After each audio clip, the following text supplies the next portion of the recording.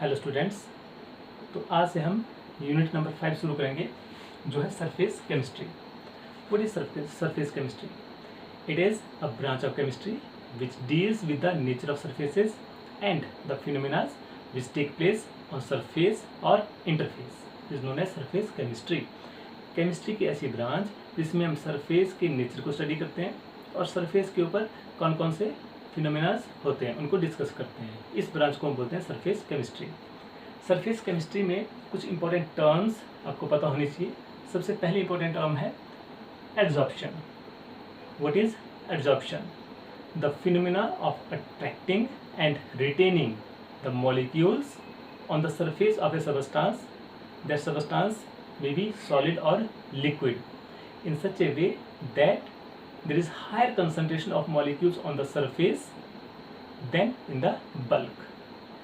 जब किसी सॉलिड या लिक्विड के सरफेस के ऊपर कोई मॉलिक्यूल्स अट्रैक्ट होकर रिटेन हो जाएंगे, इस तरह से रिटेन होंगे कि सरफेस के ऊपर मॉलिक्यूल्स की कंसंट्रेशन ज़्यादा होगी और बल्क में कम होगी। तो इस प्रोसेस को हम बोलते हैं एब्जॉर्प्शन। जैसे ये एक सबस्टांस है और इसके सरफेस के ऊपर जो दूसरा रेडिश कलर का सबस्टांस है ये अट्रैक्ट होकर रिटेन हुआ है और इस रेडिश कलर के सबस्टांस की जो कंसंट्रेशन है सरफेस के ऊपर ज़्यादा है और बल्क के अंदर कम है। इस तरह के प्रोसेस को बोलते हैं हम एड्जॉर्प्शन।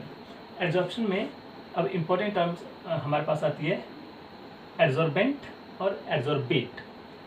एड्जॉर्बेंट क्या है? The substance on the surface of which adsorption occur. जिस सबस्टांस के सरफेस के ऊपर एड्जॉर्प्शन होती है उसको हम बोलते हैं adsorbent.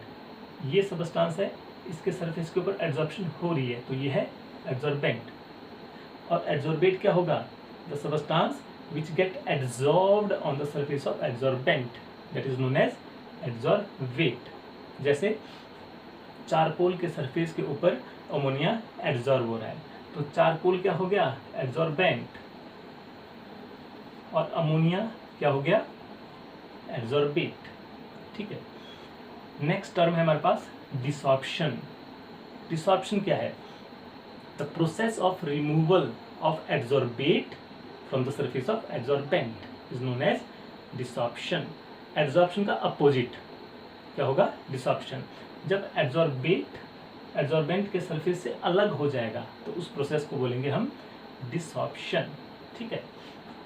Next term is occlusion.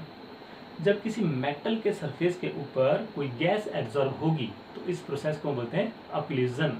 The process of absorption of gas on the surface of metal, that is known as occlusion. ठीक है। कुछ एक एग्जांपल्स जैसे absorption of gas on surface of charcoal. जैसे हमने बोला अमोनिया गैस है और चारकोल के ऊपर एब्जॉर्ब हो रही है तो ये एक इसका एग्जाम्पल हो जाता है। या रॉ शुगर जिसका कलर येलोइश ब्राउन होता है। जब हम रॉ शुगर को चारकोल जो एनिमल चारकोल है उसमें से पास करते हैं तो animal charcoal yellowish brown colour को एब्जॉर्ब कर देता है और हमारे पास ट्रांसपेरेंट कलर का सॉल्यूशन आ जाता है जिससे कि वाइट कलर की या ट्रांसपेरेंट कलर की शुगर बनती है। तो ये भी इसका एक एग्जाम्पल हो जाएगा। नेक्स्ट हम डिस्कस करेंगे difference between absorption and absorption. Absorption और एड्जॉर्प्शन में क्या डिफरेंस है? सबसे पहला डिफरेंस इन दोनों की डेफिनेशन का है। तो फर्स्ट डिफरेंस क्या है? एब्जॉर्प्शन क्या है? The uniform distribution of substance inside the other substance. ठीक है। द यूनिफॉर्म डिस्ट्रीब्यूशन जब भी होगी किसी सबस्टांस की किसी दूसरे सबस्टांस के अंदर तो इस प्रोसेस को हम बोलेंगे एब्जॉर्प्शन। लेकिन एड्जॉर्प्शन क्या है? It is a process in which there is higher concentration of molecules on the surface of absorbent. Absorbent के सरफेस के ऊपर हायर कंसंट्रेशन होती है मॉलिक्यूल्स की तो इस प्रोसेस इसको बोलते हैं हम एब्जॉर्प्शन। दूसरा डिफरेंस जो है एब्जॉर्प्शन क्या है? एक बल्क फिनोमेना है और एब्जॉर्प्शन क्या है? एक सरफेस फिनोमेना है। थर्ड डिफरेंस है एब्जॉर्प्शन एक यूनिफॉर्म रेट से होता है, एक सेम स्पीड से होता है एब्जॉर्प्शन। लेकिन एब्जॉर्प्शन जब होगा तो स्टार्टिंग में रैपिड होगा और धीरे धीरे इसकी स्पीड कम होती रहेगी।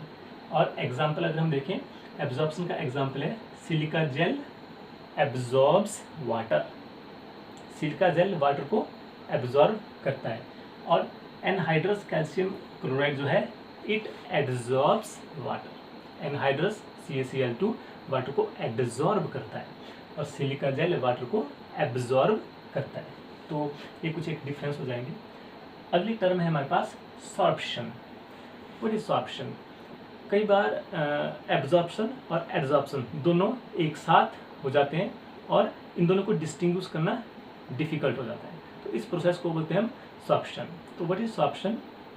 The process in which absorption occurs uniform in such a way that there is uniform distribution है तो एब्जॉर्प्शन है, but in the same time there is higher concentration on the surface of the substance के surface के ऊपर higher concentration होगी, लेकिन body के अंदर यूनिफॉर्म डिस्ट्रीब्यूशन होगी।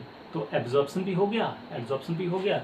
जब दोनों इकट्ठे होंगे तो इसको हम बोलेंगे सॉर्प्शन। ठीक है, एब्जॉर्प्शन पॉजिटिव भी हो सकता है और नेगेटिव भी हो सकता है। तो पॉजिटिव एब्जॉर्प्शन हम किसको बोलेंगे? पॉजिटिव एब्जॉर्प्शन में सबस्टांस के सरफेस के ऊपर मॉलिक्यूल्स की कंसंट्रेशन ज़्यादा होगी एज कम्पेयर टू बल्क। ठीक है, जो अब तक हमने जो पढ़ा वही चीज़ है। जब मॉलिक्यूल्स की कंसंट्रेशन सबस्टांस के सरफेस के ऊपर ज़्यादा होगी एज कम्पेयर टू बल्क, तो इसको बोलेंगे हम पॉजिटिव एब्जॉर्प्शन। और नेगेटिव एब्जॉर्प्शन क्या होगा? इसका अपोजिट। जब सबस्टांस की कंसंट्रेशन सरफेस के ऊपर, मॉलिक्यूल्स की कंसंट्रेशन सरफेस के ऊपर कम होगी एज कम्पेयर टू बल्क, तो उसको हम बोलेंगे नेगेटिव एब्जॉर्प्शन। ठीक है, अब पॉजिटिव और नेगेटिव एब्जॉर्प्शन का एग्जाम्पल हम दे सकते हैं। कंसंट्रेटेड कैल्शियम क्लोराइड KCl को जब हम ब्लड चारकोल के साथ शेक करेंगे तो वो पॉजिटिव एब्जॉर्प्शन करेगा, लेकिन जब हम डाइल्यूट KCl को ब्लड चारकोल में शेक करेंगे तो वो नेगेटिव एब्जॉर्प्शन करेगा। ठीक है, ये इसका एग्जाम्पल हो जाएगा। नेक्स्ट हम करेंगे टाइप्स ऑफ एब्जॉर्प्शन, एब्जॉर्प्शन के types on the basis of nature of attractive force between adsorbate and adsorbent. There are two types of adsorption. First is physical absorption, जिसको हम फिजिशॉर्प्शन भी बोलते हैं।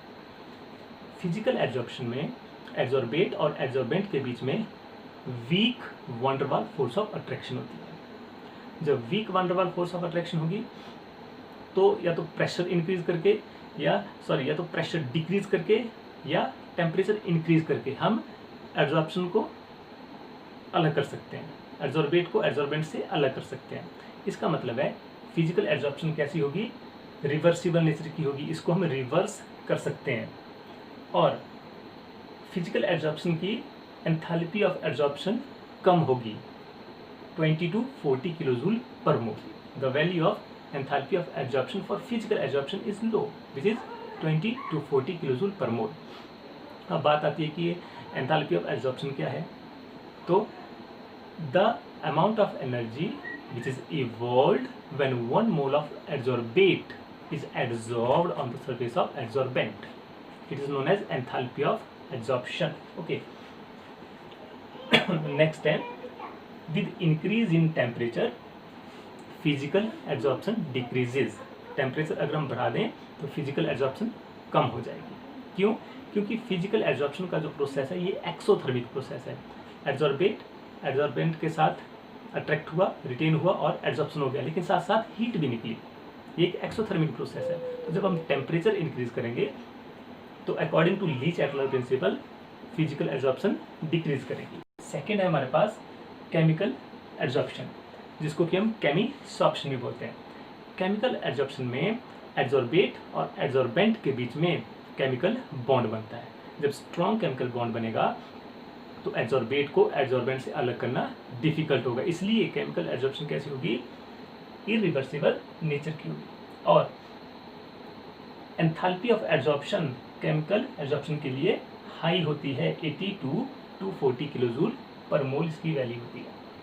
अगर हम टेम्परेचर इंक्रीज करें तो पहले केमिकल एब्जॉर्प्शन इंक्रीज करेगी और एक सर्टेन वैल्यू के बाद, सर्टेन टाइम के बाद केमिकल एब्जॉर्प्शन डिक्रीज करना शुरू कर जाएगी। ठीक है, ये भी बहुत इंपॉर्टेंट टॉपिक है, अच्छे से समझना है। Okay, thank you.